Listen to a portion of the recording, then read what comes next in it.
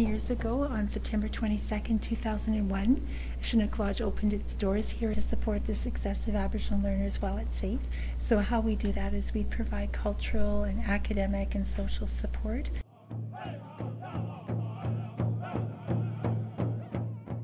There's a lot of these students that come from northern and remote communities, right? So they're somewhat isolated when they get down to the city, or they come out of their communities. So having a place like Chinook Lodge is a starting point for them, for an environment that they feel welcome and safe in, right?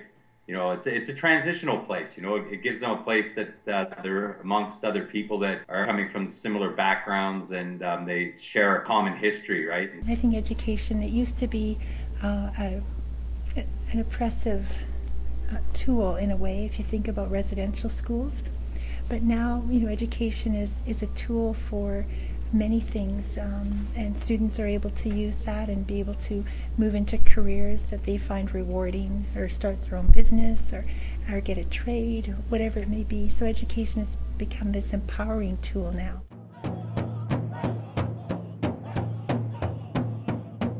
We believed the culture also had to be taught to other cultures, about the pipe ceremony, or a round dance, or so when you smudge you have to have some burning. So the ceiling is all arranged, and if you've seen inside, it's very much just a comfortable, airy place. The focus, from the time I got there, was student involvement and student success. So the executive, Irene Lewis, the president, all the way down, were incredibly supportive of us achieving that. So when we did the ribbon cutting and could see that there was this pride, and that we had taken special care to put it in the shape of a teepee, and we had to bring that to everybody's attention. There was just this swelling of pride.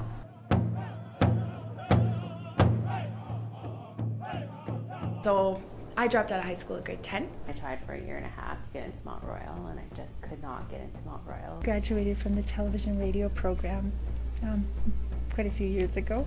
I had 4 kids right out of like bang, bang, bang, out of high school. That's kind of why I dropped out, was I got pregnant. And when I applied for the television program, just a whole bunch of miscommunication between my band, the school, and myself. I ended up getting waitlisted.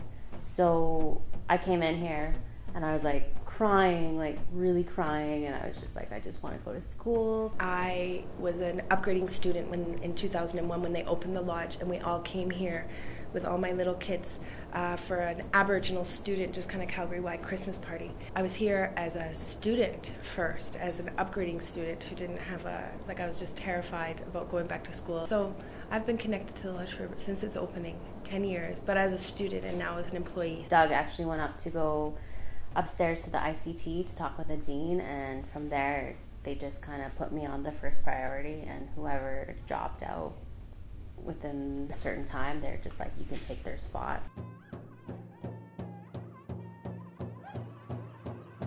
Well, Chinook Lodge is not only for one culture, it's for all cultures, so they can learn about our history, learn about the Aboriginal stories that were here in Alberta or in Canada or anywhere else in North America. So that saying, it's good to see you. Well, up north, I remember this one elder was saying, Masiya Yinda, so thank you for seeing me.